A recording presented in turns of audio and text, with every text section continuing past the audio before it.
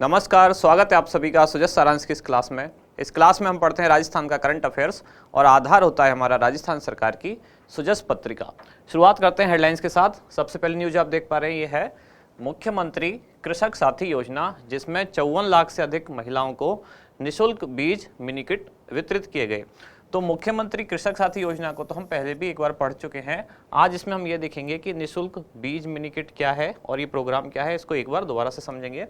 यहाँ है एडवाइजरी से पूर्व यूक्रेन से लौटे विद्यार्थियों के लिए किराए का पुनर्भरण होगा, यानी कि रूस यूक्रेन जो युद्ध चल रहा है, जब भारत सरकार द्वारा एडवाइजरी जारी की गई और राज्य सरकार द्वारा भी अपने स्टूडेंट्स को बुलाने के लिए एडवाइजरी जारी की गई, उससे पूर्व जो स्टूडेंट लौट चुके हैं या लौट चुके थे, उनके किराए का पुनर्भरण राज्य सरकार करेगी, जिसके लिए भारत सरकार की जो एडवाइजरी यानी 15 फरवरी 2022 थी, उसको आधार बनाया गया है। अब है अगला मुख्यमंत्री श्री अशोक गहलोत का निर्णय, जहां नवगठित 23 नगरीय निकायों में 57.5 करोड़ रुपए के सड़कों का सुदृढ़ीकरण होगा। अगले पेज पर है 17 जिलों में महिलाएं बीसी सखी बनी और बैंकिंग से जुड़ी सेवाएं निःशुल्क देंगी। इस प्रोग्राम को आज समझेंगे डिटेल में हम। बीसी सखी का मतलब क्या है और ये कौन से विभाग द्वारा संचालित है। यहाँ है डॉक्टर अंबेडकर की प्रतिमा का अनावरण। इधर है राज्य सरकार का भ्रष्टाचार पर प्रहार और सूचना सहायक लेखा अधिकारी के ठिकानों पर छापा। अगले पेज पर हम देख पा रहे हैं कि बीकानेर जिला प्रशासन का नवाचार, जिसमें ग्रामीण क्षेत्रों में 28 स्मार्ट लाइब्रेरी बनाई जाएंगी और ये बाल विभाग के खिलाफ एक जागरूकता अभियान है, उससे संबंधित एक फोटो आप देख पा रहे हैं। आप देखते हैं हमारा इंडेक्स, कौन कौन सी चीज़ें हैं जिनको आज हम पढ़ेंगे। तो 3 मेन खबर हैं आज। सबसे पहला राजीविका का बीसी सखी कार्यक्रम, इसको देखेंगे क्या है ये।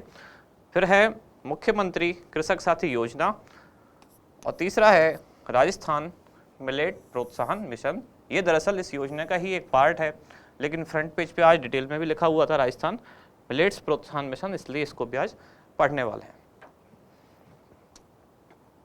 शुरू करते हैं सबसे पहले राजीविका का बीसी सखी कार्यक्रम। किसके द्वारा चलाया जा रहा है? राजीविका द्वारा। ये बात इंपॉर्टेंट है। राजस्थान ग्रामीण आजीविका विकास परिषद, इसके बारे में कई बार खूब पढ़ चुके हैं। कब स्थापना हुई, क्या इसका काम है, कौन इसका अध्यक्ष होता है, कौन उपाध्यक्ष होता है, ये सारी चीज़ें हम पहले पढ़ चुके हैं। तो राजीविका द्वारा ये कार्यक्रम चलाया जा रहा है, जिसका नाम रखा गया है मिशन क्या? 1GP 1BC। इसका मतलब क्या है? जीपी का मतलब है ग्राम पंचायत और बीसी का मतलब है बैंकिंग कोरेस्पोंडेंट, यानी कि हर ग्राम पंचायत पर एक बैंकिंग कोरेस्पोंडेंट की नियुक्ति की जाएगी। और ये नियुक्ति किसके द्वारा की जाएगी? राजीविका द्वारा। और जो बैंकिंग कोरेस्पोंडेंट होगी वो कौन होगी? ग्रामीण महिला। यानी कि हर ग्राम पंचायत पर एक बीसी सखी, 1GP 1BC। ये मिशन है किसका? राजीविका, जिसके द्वारा अभी राजीविका द्वारा समझौता किया गया किस किस से? तो इंडिया पोस्ट पेमेंट बैंक और फिनो पेमेंट बैंक, इन दोनों के साथ MOU यानी कि समझौता पत्र हस्ताक्षरित किया गया। इससे पहले भी किया गया है, तब देखते हैं। यहाँ आप देख पा रहे हैं इसके साथ अभी 17 जिलों में, यानी कि इन दोनों के साथ समझौता करके, इंडिया पोस्ट पेमेंट बैंक और फिनो पेमेंट बैंक के साथ समझौता करके 17 जिलों में स्वयं सहायता समूह की जो प्रशिक्षित महिलाएं हैं, साथ ही IIBF यानी कि Indian institute of banking and finance द्वारा जिन महिलाओं को सर्टिफिकेट दिया जा चुका है, उनको बीसी सखी के रूप में नियुक्त किया जाएगा। अभी इसके साथ समझौता जो हुआ तो 17 जिलों में, लेकिन इससे पहले भी 8 जिलों के साथ समझौता किया जा चुका है। तो इस तरह से कुल कितने हो चुके हैं अभी तक? 25। इस चीज़ को भी देखेंगे आगे, इसकी विशेषताओं में लिखा हुआ है। उल्लेखनीय है कि राजीविका द्वारा 25 नवंबर 2022 को पहले किसके साथ समझौता हुआ था? तो पे नियर बाय, इसके साथ 8 जिलों में बीसी सखी लगाने के लिए MOU हस्ताक्षरित किया जा चुका है पहले। इस तरह अभी तक कुल कितने जिले हो चुके हैं? 25। 17 अभी है, 8 पहले। तो अभी तक 25 जिलों में बीसी सखी लगाने के लिए समझौते किए जा चुके हैं। और अब जो शेष बचे हैं कितने? 8 जिले, उनमें किन के साथ सहयोग करके? तो वो है एयरटेल पेमेंट बैंक।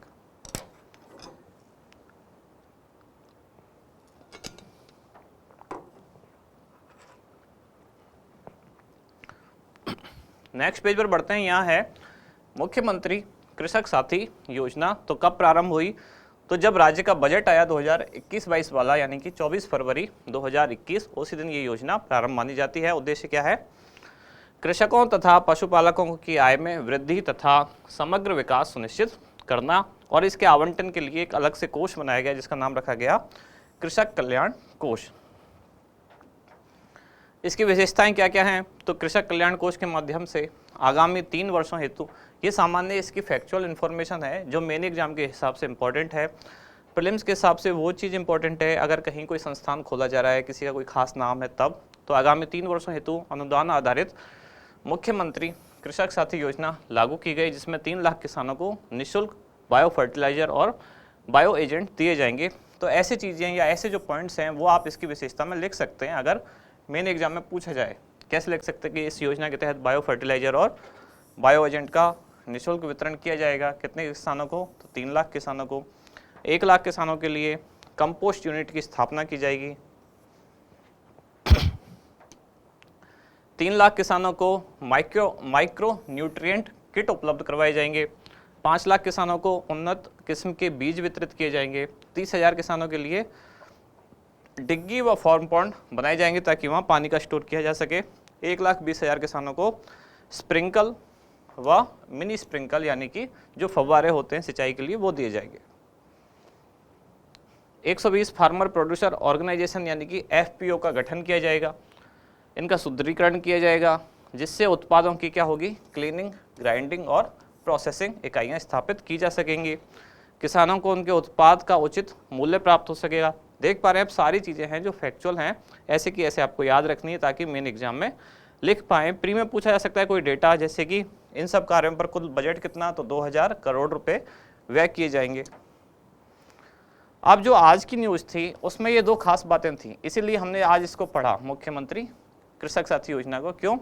इसमें कहा गया है कि कृषि क्षेत्र में महिलाओं की भागीदारी सुनिश्चित करने के लिए अब क्या दिया जाएगा? तो निःशुल्क बीज मिनी किट दिए जा रहे हैं। तो इस मिनी किट में क्या क्या है? तो मूंग, मोठ, उड़द, सरसों, ज्वार, बाजरा, इसके सहित कई फसलों के बीज हैं जो निःशुल्क महिलाओं को दिए जा रहे हैं।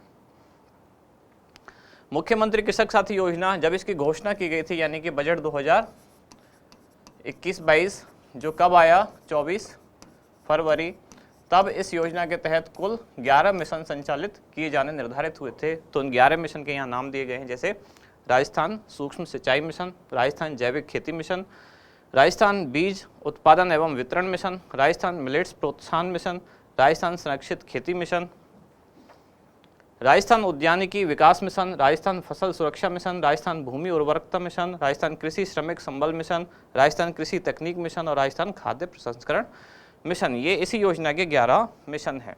अब इसमें से आज फ्रंट पेज पे था राजस्थान मिलेट प्रोत्साहन मिशन, तो इसको देख लेते हैं हम। ये इंपॉर्टेंट भी है क्योंकि मिलेट्स के लिए काफ़ी राज्य सरकार भी प्रयास कर रही है और भारत सरकार भी इसके लिए प्रयास कर रही है कि इसको सुपर फूड का दर्जा दिया जा सके, यानी कि ऐसा फूड जिसमें भोजन के बहुत सारे अवयव मौजूद हों। मिलेट्स में क्या क्या शामिल है? तो इसमें है बाजरा, ज्वार और मोटे अनाज। इन 11 जो मिशन थे मुख्यमंत्री कृषक साथी योजना के, इन 11 मिशनों में से सबसे जो इम्पोर्टेंट है वो यही है। कौन सा? राजस्थान मिलेट प्रोत्साहन मिशन। तो इसको ढंग से पढ़ लें आप। इसमें बाजरा, ज्वार व मोटे अनाजों की खेती को प्रोत्साहित करना तथा राज्य को मिलेट्स के हब के रूप में विकसित करना। मिलेट्स का सामान्य अर्थ आप समझ सकते हैं कि जो मोटे अनाज हैं वो, मेनली इसमें बाजरा है। विशेषताएं, या ये मिस प्रिंट है,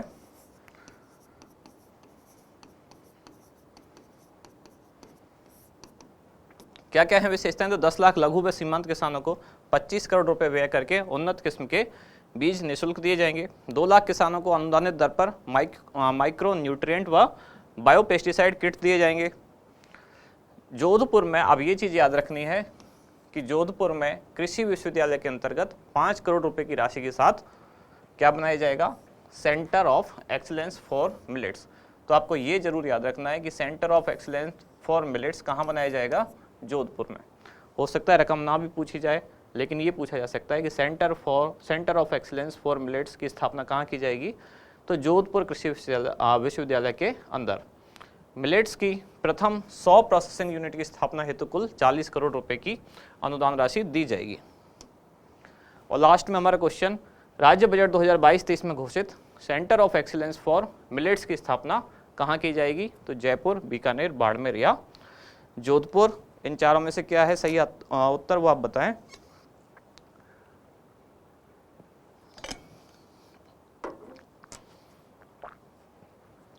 तो करंट अफेयर्स वाला काम यहाँ समाप्त होता है।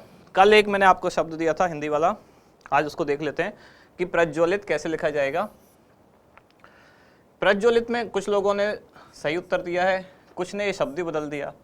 इसका सही उत्तर क्या है? प्रज्वलित में कंफ्यूज होने की जो चीज़ है वो क्या है? हम ज़्यादातर लोग इसमें इसलिए कंफ्यूज होते हैं क्योंकि हम इसको उज्ज्वल की तरह लिखते हैं।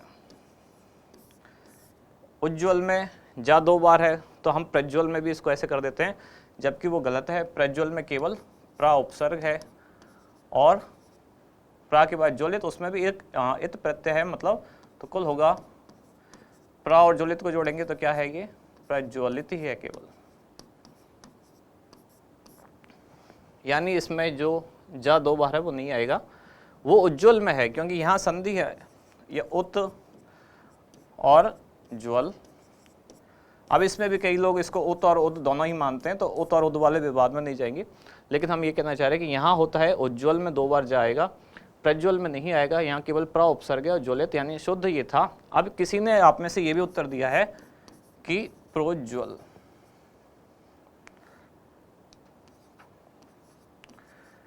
ये शब्द तो सही है प्रोज्वलित, लेकिन आपने वो शब्द ही बदल दिया क्योंकि आपसे पूछा था प्रज्वलित, आपने कर दिया प्रोज्वलित। आपने क्या किया कि प्रा में ये उज्ज्वलित, उज्ज्वलित में आपने प्रा उपसर्ग जोड़ दिया। ये नहीं पूछा गया था आपसे, पूछा गया था प्रज्वलित। यानी कि ये मेन एग्जाम का क्वेश्चन है आरएस मेंस का, प्रज्वलित लिखा हुआ था, तो आपको इसका सही उत्तर ये लिखना है। प्रोज्वलित में तो शब्द ही अलग है, प्रोज्वलित शुद्ध है, बात सही है, लेकिन उसमें शब्द ही चेंज हो गया, ये प्रा और उज्ज्वलित हो गया। आज का क्वेश्चन है, आज आप बताएं कि पश्चाताप कैसे लिखा जाएगा। ऐसे लिखा हुआ आया था ये कब? आरएस 2021 मेन एग्जाम में ऐसे पश्चाताप लिखा हुआ आया था। आपको बताना शुद्ध कैसे लिखा जाएगा। अब यहाँ कुछ ऐसी गलतियाँ हैं जो कल मुझसे हुई हैं, मैं एक बार उनको बता देता हूँ। जैसे मैंने आपको बोला महा और उपनिषद, महोपनिषद से क्या लिया गया था? जो वसुधैव कुटुंबकम, और मैंने बोलने में तो सही बोला कि महा और उपनिषद है, गुण संधि है, लेकिन मैंने उसको ऐसे ही लिखा छोड़ दिया था। तो ये एक सामान्य सी गलती है, यानी मेरे कहने में या समझने में गलती नहीं थी, केवल बाय मिस्टेक मैंने ऐसे लिखा हुआ उसको छोड़ दिया, जिसमें महो और उपनिषद ऐसे लिखा छोड़ दिया। ये सही नहीं है, सही ये है महोपनिषद। ये सामान्य सी बात है, आप लोग समझ गए अपने आप ही, किसी ने कमेंट्स में नहीं कहा ये बात, ये अच्छी बात है। लेकिन दूसरी गलती जो हुई थी वो उसमें हुई थी, जो थी राजस्थान करंट अफेयर्स वाली क्लास में, उसने मैंने समझ स्पर्श री में स्पर्श शब्द को क्या बोल दिया था? इंग्लिश का शब्द है, जबकि मैं ये कहना चाह रहा था कि इस अभियान में 3 भाषाएं हैं। कौन कौन सी? समझ हिंदी, स्पर्श संस्कृत, इसका तत्सम शब्द है, और री यानी कि राजस्थानी टच इसको देने के लिए कर दिया गया समझ स्पर्श री, यानी कि हिंदी, संस्कृत और राजस्थानी 3 भाषाएं। मैंने बाई मिस्टेक इसको संस्कृत की बजाय इंग्लिश बोल दिया। आप लोगों ने बहुत सारे कमेंट किए, अब फाइनली वो हटवा दिया है वो पोर्शन उतना, यानी कि वीडियो में एडिट करके वो कट लगा दिया है, तो अब वो नहीं है। फिर भी ये सामान्य सी गलतियाँ, कई बार हम बोलते कुछ हैं, सोचते कुछ हैं और फ्लो में कुछ बोल जाते हैं। तो अब आप बताएं कि पश्चाताप को कैसे लिखना है, सही उत्तर इसका क्या होगा। कुछ लोगों ने ये भी कहा कि ये महोपनिषद जो है, ये जो वाक्य था कौन सा? वसुधैव कुटुंबकम, कि ये महाउपनिषद यानी महोपनिषद से नहीं बल्कि कहाँ से लिया गया है? अथर्ववेद से। अगर ऑप्शन में महाउपनिषद है तब तो वही उत्तर है, महाउपनिषद से ही लिया गया है।